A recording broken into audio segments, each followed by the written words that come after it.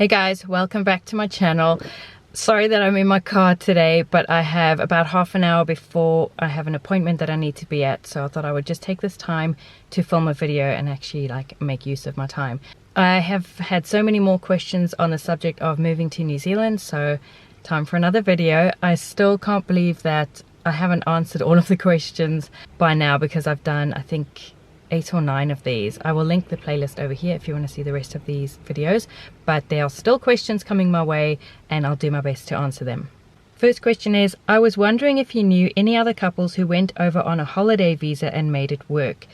Yes, I do. I know of a few people who came over that way, came over on holiday, and while they were here looked for jobs and then applied for a work visa once they had the job offer and all of that. It is possible to do it that way. I don't know if that's the best way to do it. You're probably better off being honest with immigration and coming over on a holiday visa specifically to look for work. If you want any advice on that, I can point you to New Zealand Shores. I will link them down below. You can drop Sarah an email, or anybody on the team really, an email and ask them about doing it that way. You're better off just being transparent and doing it properly than trying to kind of lie to immigration. It's always just the better way. But I do know people who have done it that way, and I know quite a few people who have done it that way. So it is possible to do, because that's always the conundrum. You need a visa to get a job, but you need a job to get the visa, and it's a bit tricky to try and get around that. And you are so much more likely to get a job if you are actually in New Zealand than if you're trying to apply from abroad. As always, I should have given my disclaimer at the beginning. I am not legally allowed to or qualified to give you any immigration advice. So my advice would be, if you want help getting around that sort of a situation where you need a visa to get a job, but you can't get a job because you don't have a visa, then just get in touch with an immigration advisor. And like I said, New Zealand Shores is a company that, or a group of advisors that I can recommend. So I will link them down below. So that's the answer to that question. Next one is, should I bring my small chest freezer with fridge or purchase a fridge freezer all in one? Kitchen would be washing machine, tumble dryer, dishwasher, freezer and chest freezer, or fridge freezer combo. This is an awful large amount to fit into a small kitchen. What is the average space to fit a fridge freezer in one, or fridge and chest freezer? I agree, this is a lot and you are not going to fit all of that into a kitchen. Most New Zealand homes have a separate laundry area. So your washing machine and tumble dryer, or at least your washing machine, will fit into the laundry area. It may be an area of the garage, or it may be a separate laundry room, or it may be like an enclosed porch. But generally, there is a laundry area in each home. In our first home, it was at the end of the garage, and there was space for a washing machine. I think we had to put our tumble dryer kind of on another wall in the garage. In our second home, we had a laundry room that had space for a washer and a dryer, and then in our current home, we have space for a washing machine in the laundry room, and my tumble dryer is kind of on the back porch, just outside the back door. We did have it in the garage, but it was a bit of a pain to go across there, so we just moved it to the back porch. So that won't go in your kitchen. There's no space in the kitchen for a washing machine. Americans are probably like, why would you put a washing machine in the kitchen anyway? In England, that's standard to have your washing machine in the kitchen. That's not done over here in New Zealand. So washing machine, tumble dryer. Okay, dishwasher. Not all kitchens have space for a dishwasher. That for us is a deal breaker. When we were looking at places to rent and later looking at places to buy, we look, does it have space for a dishwasher? Even if it doesn't have a dishwasher, we're prepared to buy one. And we wouldn't even look at homes that didn't have space for a dishwasher, because that's just something that's important to us, is to have a dishwasher. It's not about laziness, it's about time, and I would rather spend my time on other things than washing dishes. So do be sure to check for that if it's important to you. Look at the photos of the kitchen, make sure that there's a space for a dishwasher. If you're renting a home and there's space for a dishwasher, it's more likely that it will actually be supplied. So in my experience, if there's a place for a dishwasher, they supply the dishwasher. I've never actually seen a rental that doesn't have a dishwasher fitted. That's washing machine, tumble dryer, dishwasher, fridge and chest freezer, or fridge freezer combo. Chest freezer is probably going to have to go in the garage or somewhere else. There's no room in kitchens generally for a chest freezer. Our chest freezer is in our garage. Fridge freezer. Okay, our fridge freezer is, I'll insert a clip here showing you how tall it is. It is super tall, and we had problems fitting it into our rentals because the fridges, or the fridge freezers in New Zealand, are generally pretty short. and there's a cabinet above it. So in our first rental, we had to remove that cabinet. So I'll show you a picture here. So this is the fridge freezer that we were lent before our stuff arrived. So while our stuff was still being shipped over, and you can see the cabinet above the fridge. So once our fridge freezer came, it's super tall, we had to remove that cabinet, stash it somewhere, and just replace it once we moved out. So here's our actual fridge standing in the same place with the cabinet removed. Our second home had taller ceilings, but obviously the space for the fridge was the same. So again, we had to remove the top cabinet to fit the fridge in, and then just replaced it when we moved out. And in our current home, we had to modify the cabinet because obviously, like, we own it, we can cut it into pieces and make it shorter. So we've modified the cabinet that goes above the fridge freezer. But generally, I don't know what it is, but New Zealand fridge freezers are short. It's just weird. I can't give you an exact measurement because obviously I don't have a New Zealand fridge freezer. If I can ask somebody what a standard height is, then I will insert that here. Or you can probably go onto like Noel Leeming or Harvey Norman or any appliance website, and it will give dimensions there. You can buy taller fridges here, but like I said, the space provided with the cabinets in already installed kitchens is generally pretty short. And as for width, they're generally about 60-65 centimeters wide. So there you go. I hope you found that helpful. As far as all of these appliances, if you're bringing them from the US, your voltage is different to ours, so I would recommend just replacing your appliances. I don't know, that's not always the most cost-effective way of doing it, but it's probably just going to be easier than having transformers everywhere, especially if you're trying to fit that transformer and your plug between your appliance and the wall. Your appliance is going to stick out more. Whichever country you're coming from, if you are choosing to bring your fridge, freezer, washing machine, all of that over, please make sure it is thoroughly dried out, like for ages before you ship it. You do not want to get your fridge, open it, and there's mold growing in it. And unless it's fully dry properly, that's going to happen because it's going to be hot in a container going across the equator. And well, unless you're coming from South Africa. Do the ships go up and then down? Probably not. So anyway, it's just something to think about. Make sure it's thoroughly dry. For that reason, we chose not to bring our washing machine over with us. We just felt like we couldn't get all of the pipes inside fully dried out. Also, on fitting things in, would a double bed fit in a second bedroom with a bit of room for a desk and chair? That completely depends on the house you're looking at. Obviously, every house is going to vary. But I haven't actually seen bedrooms in houses here like you will get in the UK, called box rooms. Like in England, the box room is so tiny, you can't always even fit a single bed into it. The box room in our second last house in England, you could literally fit a single bed, and that was like wall to wall, and then the width of a door. Like, that is how big the room. I'll put a picture in here so you can see.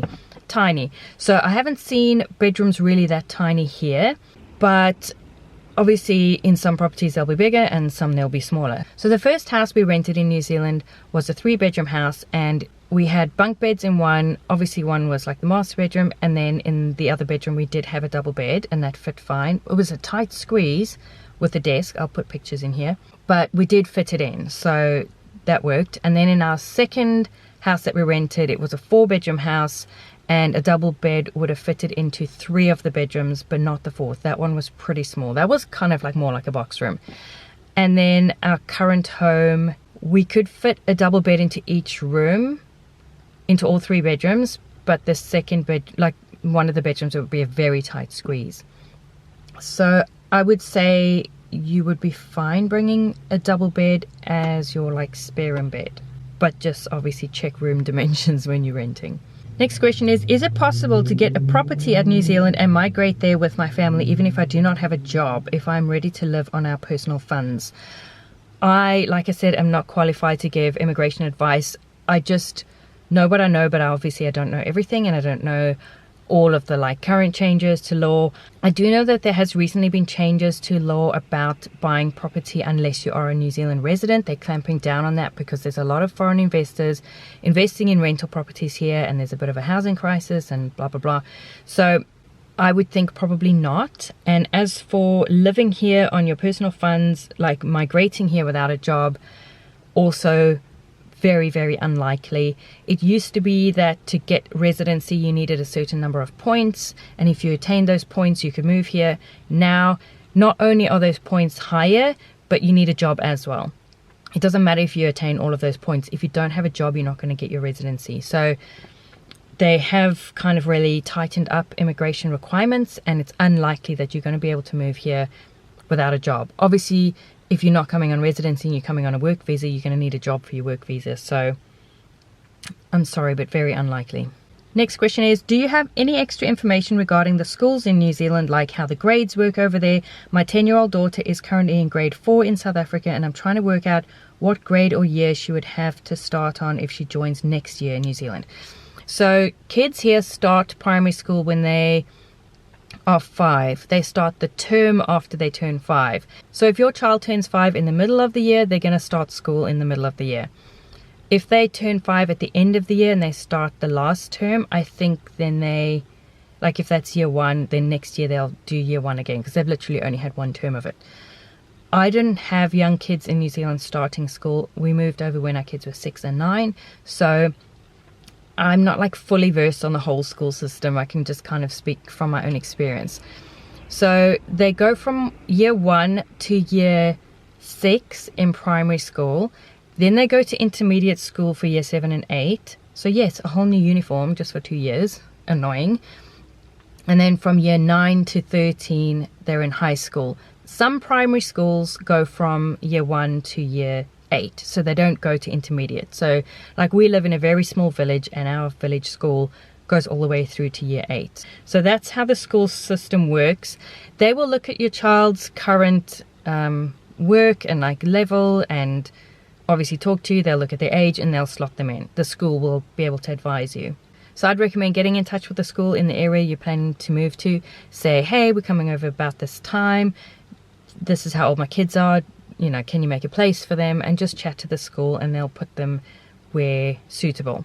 Our school years in England obviously differed from New Zealand, and we moved here from England. So the school year runs from September to like July in England, and here it obviously runs from February to December. And in England they start school when they're 4, and here it's older. So it wasn't the same, but my kids kind of slotted in seamlessly, and it all worked out. So just have a chat to the school and they will put your kid into the appropriate class. Next question is, I've heard Kiwis are very uninterested in anything outside of New Zealand. Has that been your experience? No, this hasn't been my experience at all. In fact, I found that more to be the case when I lived in England. I found that British people were very uninterested in kind of the fact that you're an immigrant or what your culture or life was like in another country. They're just not interested. Like, I found that anyway. But in New Zealand, I mean, people aren't always quizzing you about your past or where you're from or anything, but they'll say like, oh, where you from, or how long have you been here, or I don't know. They just seem more interested. I don't know what you actually mean uninterested in anything outside of New Zealand. If you're not talking about personally, if you're talking about like world events or places, yeah, Kiwis are interested in that kind of thing. I wouldn't say they're uninterested. Next question is pros and cons of Auckland and Taranaki. So we moved from South Auckland to Taranaki in May 2015. So we've been here just over 3 years. And there are pros and cons to each area. So pros and cons of Auckland. Pros are the higher population has its benefits. You're going to have a lot of infrastructure. You're going to have a lot of things to do and see, and parks and, you know, public recreation areas. If there's going to be a rock concert, it's probably going to be in Auckland. If there's going to be any big event, it's probably going to be in Auckland, because a quarter of the entire country's population lives in Auckland. So it just makes sense for those kind of things to happen there.